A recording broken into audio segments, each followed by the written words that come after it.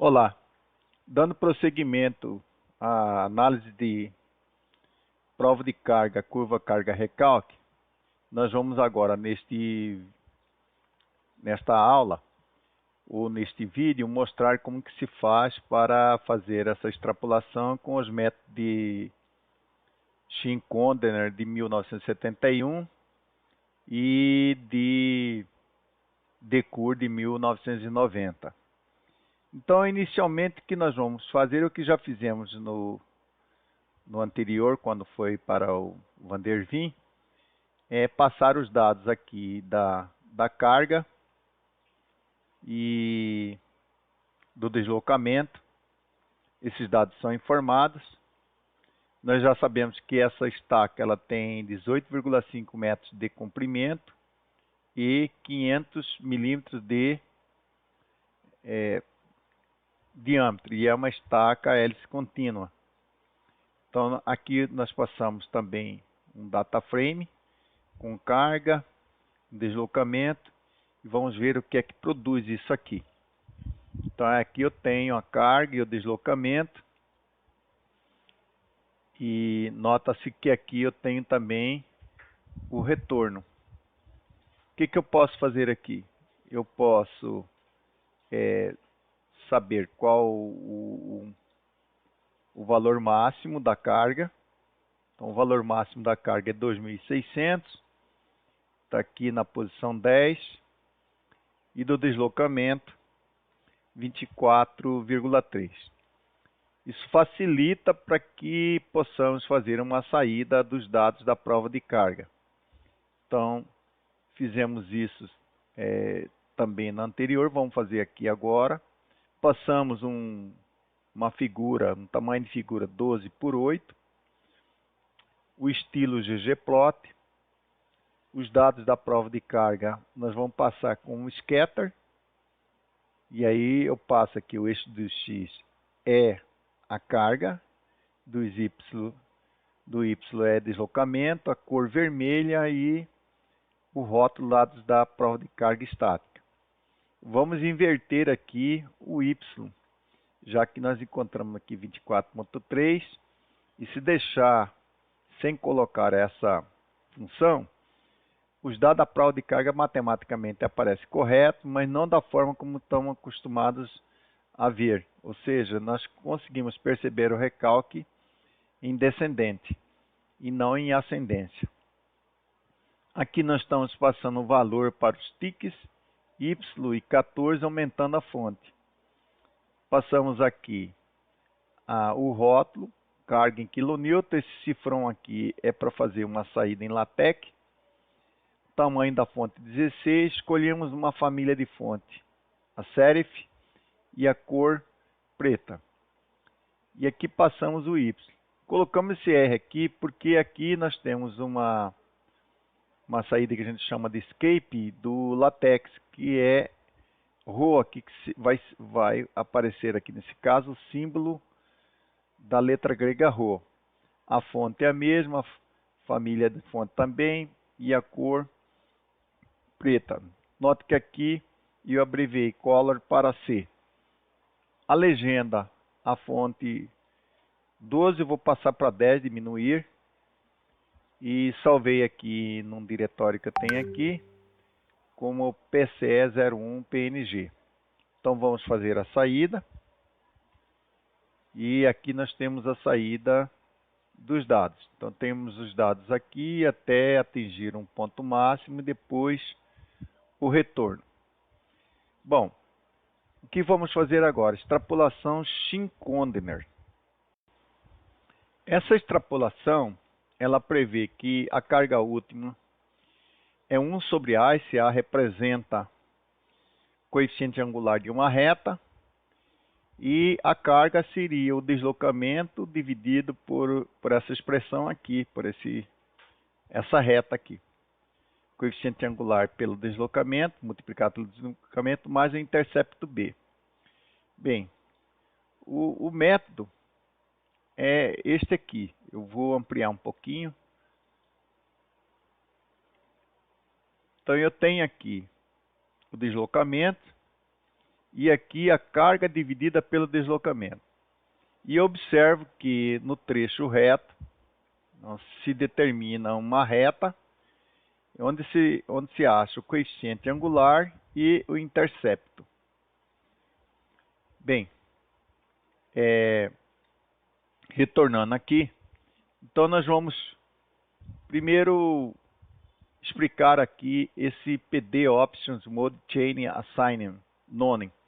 Isso aqui para evitar que na transformação dos data frames não apareça avisos que não são erros, mas que a todo momento o Jupyter fica avisando que é preciso tomar cuidado com a questão dos índices dos data frames. Então, o que nós vamos fazer? Nós vamos passar esse data frame inicial aqui, que é o DF, e nós vamos fazer um iLock de 0 até 11, ou seja, vamos pegar de 0 até 11, e aqui eu vou mudar um pouquinho, vou passar para row underline Q, e vou fazer aqui o deslocamento dividido pela carga. Então esse row Q aqui vai ser o deslocamento dividido pela carga. Vou fazer um scatter aqui vou alterar de novo, passa para underline, e vou fazer um novo DF3 aqui, que seria um iLock de 6 até 11, mas quando eu chego até esse ponto eu não sei, então eu preciso fazer um teste aqui, é o que eu vou fazer. Então eu vou colocar comentário,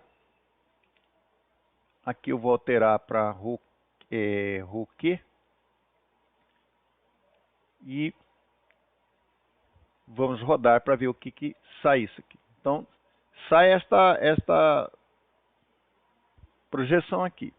Então, o método diz que é para eu pegar o trecho reto. Então, eu vou fazer daqui até aqui, mais ou menos. Então, 5 pontos. Então, por isso eu escolhi aqui de 6 até 11. Então, eu vou fazer descomentar. Esse reset index é porque senão ele continua resetando a partir deste ponto aqui, 6, 7. Então eu quero que resete esse índice. E faço aqui o plot. Agora eu vou fazer o deslocamento pelo deslocamento dividido pela carga.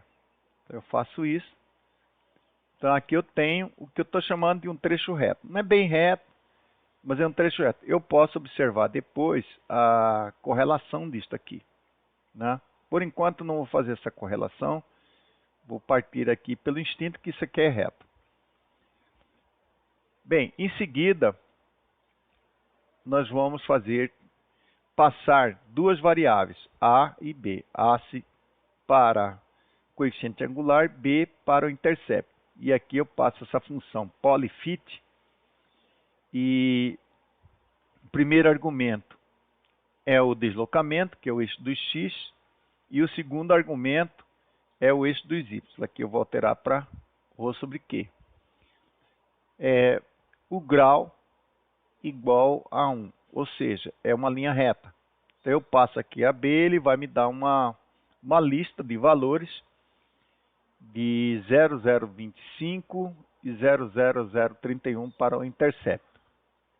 Bom, o que eu faço a seguir é achar aqui a ruptura. Eu coloquei aqui o rup C, ou seja, ruptura de Schindler, e eu passo aqui ABS, porque nem sempre esse número aqui é positivo. Então eu passo ABS, 1 sobre A, e aí eu faço uma saída. A ruptura do método Shin-Kondener, 1971, passo esse método aqui, que é um módulo, né? Que é o símbolo de percentagem, ponto 2F, significa duas casas após a vírgula, F de float, fecho a aspas, chamo o método aqui, chamo a variável aqui que é rups e aqui coloco mais uma string para dizer que é em kilonewton. Então vou fazer a saída e ele me coloca lá que a ruptura é no método Shinkonder 1971 é 3.897,25 kN. No método anterior nós usamos a ruptura convencional para calibrar o método de Van der Waals. E quando nós colocamos 4.000 lá, que seria próximo deste valor, ela não deu um bom match dos dados com a predição. Então, nós vamos ver aqui o que vai acontecer com relação a essa predição. É uma predição muito alta em relação aos dados da prova de carga. Então, vou agora fazer a saída dos dados de carga. Então, aqui eu não vou dar muita atenção aos nomes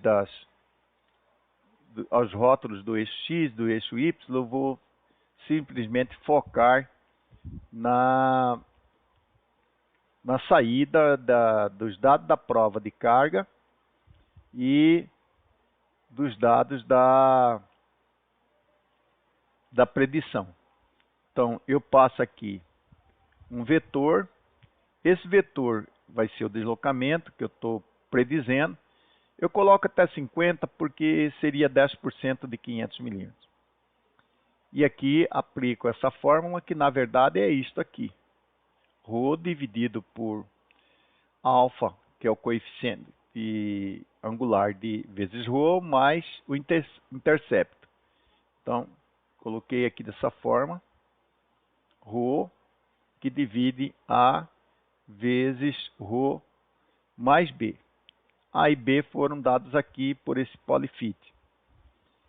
Faço uma saída scatter dos dados da prova de carga e faço uma saída em linha contínua da predição de Shinkonder.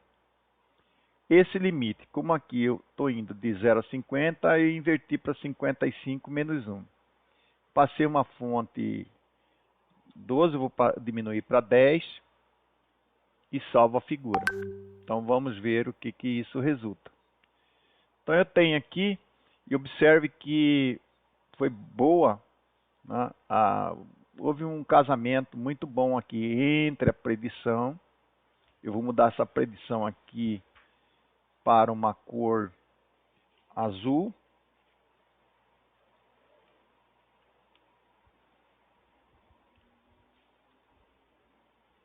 Então, entre os dados da prova de carga e a predição de Shinkonder. O que não é muito de acordo é a ruptura, que foi muito alta a predição. Bem, vamos agora observar o método de Decour. Esse método ele teve também uma alteração em 2008. O que é o método? Então, voltando aqui, nesse livro que é do livro do professor Felenius, e aqui no capítulo 8, nós temos vários métodos. E aqui o método Decour. O método Decour, ele diz que a ruptura é o intercepto de uma reta, dividido pelo seu coeficiente angular, e que a predição da carga é o intercepto vezes deslocamento, dividido por 1 menos coeficiente angular vezes deslocamento. O que é essa reta? Então, é a carga, né, contra a carga dividida pelo deslocamento, e aqui você pega o trecho reto. Como é que nós fizemos isso aqui? Então, primeiramente, nós vamos fazer aqui, passando aqui um novo df2 para o df2, R ρ, ou seja, a carga dividida pelo deslocamento, que é, na verdade, isso, carga dividida pelo deslocamento. E aí fazemos um scatter desses valores, e aqui, por enquanto, né, eu vou comentar, tal como fiz no anterior, e para fazer essa saída apenas do método. Então, o método, repare que a saída é esta, Então eu vou considerar que isso aqui no final é uma reta. Não é bem uma reta, mas vou considerar. Então para isso, o que é que eu faço? Eu passo um novo, eu vou mudar um pouquinho aqui para não confundir com o anterior lá, vou passar isso aqui para DF4. Um novo data frame dos dados e aí vou ter DF2 iLock 611. Vou deixar DF3 mesmo, não importa porque a memória aqui reseta novamente. Vou resetar esse índice aqui. E aí eu vou plotar agora os dados da carga por a carga dividida pelo recalque. Então, eu tenho agora aqui esta reta. Da mesma forma como eu fiz aqui anteriormente, em que eu lancei mão dessa polyfit, que é uma função do NumPy, para estabelecer o coeficiente angular, que é A, e o intercept, que é B. Nesse caso aqui, para não dar confusão, eu coloquei alfa e beta. Mas é a mesma função, eu coloco a carga, só que neste caso aqui, o eixo do x é carga, né? E do y r sobre ρ, que é a carga dividida pelo deslocamento, e o grau 1. Fazemos a saída aqui, e ela deu aqui negativo.